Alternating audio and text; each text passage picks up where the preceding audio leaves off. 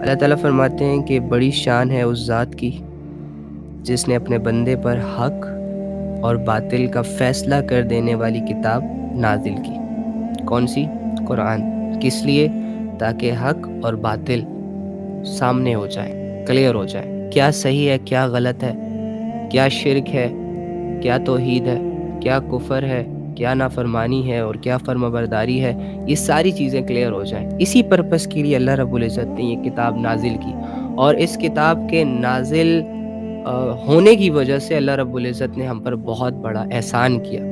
کہا جاتا ہے کہ اگر آپ پر کوئی کتاب نازل نہ بھی ہوتی پھر بھی آپ پہ یہ فرض تھا کہ آپ اللہ کو ڈھونڈیں اور اس کی عبادت کریں۔ تو اللہ رب العزت نے یہ کتاب نازل کر کے، احکامات جاری کر کے، کیا کرنا ہے، کیسے کرنا ہے، یہ بتا کر ہم پر بہت بڑا احسان کیا۔ ادروائز اگر قرآن نازل نہ ہوتا یا آسمانی کوئی کتاب نازل نہ ہوتی اور انسان پیدا ہو جاتے تو کتنا مشکل ہو جاتا اللہ کو ڈھونڈنا، اللہ کو سمجھنا، اور اگر کوئی اس تک پہنچ بھی جاتا تو پھر اسے کیسے پتہ چلتا کہ اللہ کو اس نے کیسے راضی کرنا ہے، کیسے اللہ کی عبادت کرنی ہے۔ یہ تو شکر ہے اللہ کا جس نے یہ کتاب نازل کی، جس نے ہمیں صحیح اور غلط کا بتایا، اور پھر کروڑوں دفعہ شکر ہے اس کا جس نے ہماری طرف پیغمبر بھیجے۔ جب جب انسانیت کو اللہ رب العزت کی ضرورت پڑی، اللہ کی عبادت کی ضرورت پڑی، تو اللہ رب العزت نے پیغمبر بھیجے تاکہ انسان انہی میں سے، انسانوں میں سے، تاکہ انسانوں کو پراپر طریقے سے گائیڈ کر سکے، بتا سکے، انہی کے مزاج کے مطابق، انہی کی طرح وغیرہ وغیرہ، تاکہ ان کو کوئی چیز آکورڈ نہ لگے۔ یعنی کہ اگر کوئی فرشتہ اترتا اور انسانوں کو سمجھاتا تو ہر انسان یہ سوال اٹھاتا کہ یہ تو فرشتہ ہے، اس کے لیے تو سب کچھ آسان ہے، اس کے لیے تو اللہ رب العزت کی فرمانبرداری بھی آسان ہے، ہم انسان ہیں، ہم کمزور ہیں، یہ جو کہہ رہا ہے وہ ہمارے لیے کرنا پاسبل نہیں ہے۔ تو اللہ رب العزت نے انسانوں میں پیغمبر بھیج کے ان سے پہلے وہ کام کروائے جو اللہ رب العزت کی رضا کے لیے ضروری ہے، کامیابی کے لیے ضروری ہے، اور پھر دوسرے انسانوں کو بھی یہی کہا کہ آپ بھی ان کو فالو کریں، اینڈ دیٹس اٹ۔ تو کتنا بڑا احسان ہے اللہ رب العزت کا قرآن نازل کر دینا، پیغمبروں کو بھیج دینا۔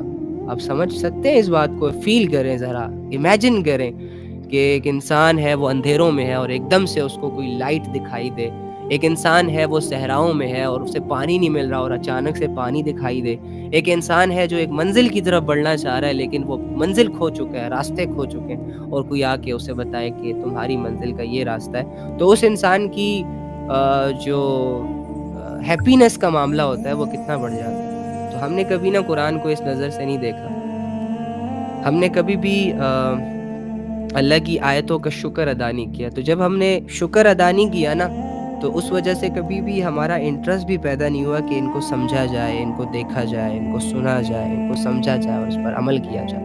ہمارا قرآن کے ساتھ معاملہ جو ہے وہ بہت ہی زیادہ ٹوٹ چکا ہے۔ ہم قرآن کو ایک ثواب کی کتاب سمجھتے ہیں اور ایک مبارک کتاب تو سمجھتے ہیں، جو کہ ہے بھی، لیکن جو قرآن کا اصل مقصد ہے، یعنی کہ انسانیت کو گمراہیوں سے نکالنا، اندھیروں سے نکالنا، کفر اور شرک کے دلدل سے نکالنا، اور ہر انسان کو خدا کی پہچان کروانا، ہر انسان کو اللہ رب العزت کا فرما بردار بنانا، انسان کو وہ طریقے سکھانا کہ جن طریقوں پر چل کر، جن اعمال کو کر کے وہ اپنے لیے اپنی آخرت کی زندگی جو کہ انفینٹ ہے وہ بنا سکے۔ تو واقعی ہم نے کبھی بھی اس قرآن کا حق ادا نہیں کیا۔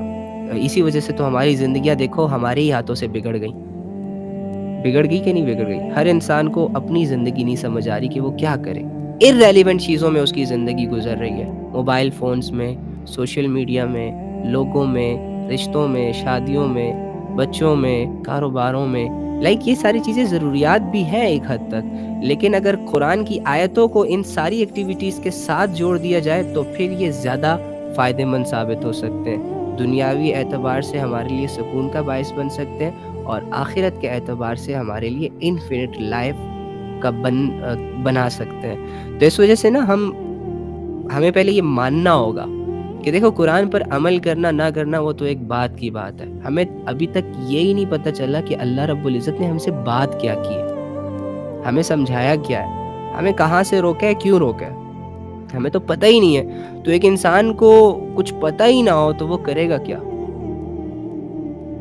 تو ہمارے لیے جو پہلی چیز آتی ہے نا وہ یہ ہے کہ ہم پہلے پڑھیں تو صحیح، جانیں تو صحیح کہ اللہ رب العزت نے یہ جو میسیجز ہماری طرف بھیجے ہیں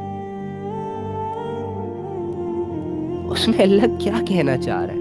پھر اگر دل مانے تو مان لینا، اور اگر نہ مانے، کیونکہ میں نہیں سمجھتا اگر قرآن کو کوئی ہدایت کی نیت سے پڑھے یا اللہ رب العزت کو ڈھونڈنے کی نیت سے پڑھے یا پھر اپنے آپ کو ٹھیک کرنے کی نیت سے پڑھے تو اس پر عمل کیے بغیر وہ رہ سکتا ہے.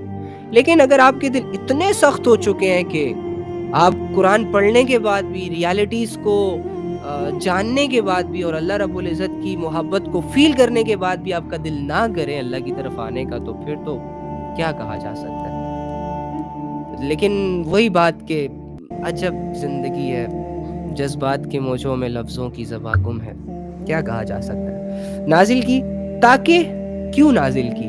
ریزن، پرپز، تاکہ وہ دنیا جہاں کے لوگوں کو خبردار کر دے، بتا دے.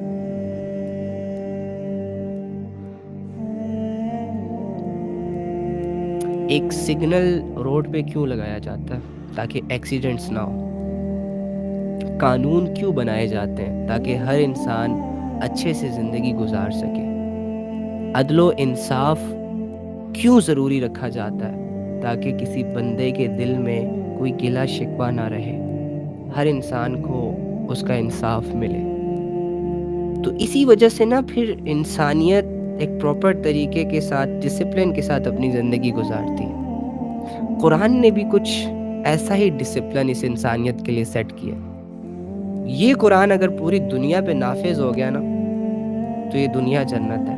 جس گھر پر نافذ ہو گیا وہ گھر جنت ہے، سکون کا گہوارہ ہے. اور جس انسان نے اپنی زندگی پر اس کو لاگو کر دیا کہ میری زندگی بس ویسی گزرے گی جیسے کہ قرآن چاہتا ہے، میرے اعمال ویسے ہوں گے جیسے کہ قرآن بتاتا ہے، تو اس انسان کی زندگی بہت ریلائبل ہے، بہت پرسکون ہے. بھلے اس کے پاس دنیاوی کوئی آسائش نہ ہو، کوئی سہولت نہ ہو، کوئی دولت نہ ہو، کوئی شہرت نہ ہو، بدنامی اور گمنامی کی زندگی میں جی رہا ہو، لیکن اس کا جو اندر ہے، جو باطن ہے، وہ قرآن کی وجہ سے اتنا سیٹسفائیڈ ہوگا، اتنا پرسکون ہوگا کہ وہ اپنی فیلنگز ایکسپریس نہیں کر پائے گا، اور وہ بےتاب ہو جائے گا دوسروں کو بتانے کے لیے کہ یار یہ چیز ہے جس کو تم ساز و سامان میں ڈھونڈ رہے ہو، جس کو تم عزتوں اور شہرتوں میں ڈھونڈ رہے ہو، اصل چیز قرآن کے سمجھنے، پڑھنے، اس پر عمل کرنے کے بعد وہ چیز تمہیں ملنے والی ہے. دیکھیں اگر آپ قرآن کی اس ایک آیت کو سمجھ جائیں نا، دیکھیں فارمیلٹیاں پوری کرنے ہم نہیں آتے یہاں پر. میں یہ چاہتا ہوں کہ مجھ سے جو بندہ جڑے نا، جو میرا فالوور ہو یا جو میرا دوست ہو یا جو میری بہن ہو یا جو مجھے جانتے ہوں، وہ صرف فارمیلٹی پوری کرنے کے لیے ثواب کی نیت سے میرے سے نہ جڑے. میں یہ چاہتا ہوں کہ جو بات مجھے جیسی سمجھ آ رہی ہے کم سے کم ویسی تمہیں سمجھ آ جائے.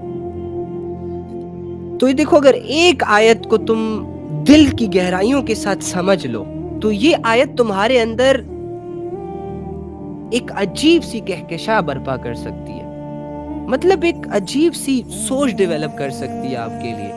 اور وہ کیا ہے کہ بڑی شان ہے اس ذات کی، اللہ کی، کہ جس نے اپنے بندے پر حق اور باطل کا فیصلہ کر دینے والی یہ کتاب نازل کی. یہ کتاب جو آپ کے گھروں میں بھی ہے، میرے گھر میں بھی ہے، ہر مسلمان کے گھر میں، جسے آپ بھی جانتے ہیں، میں بھی جانتا ہوں.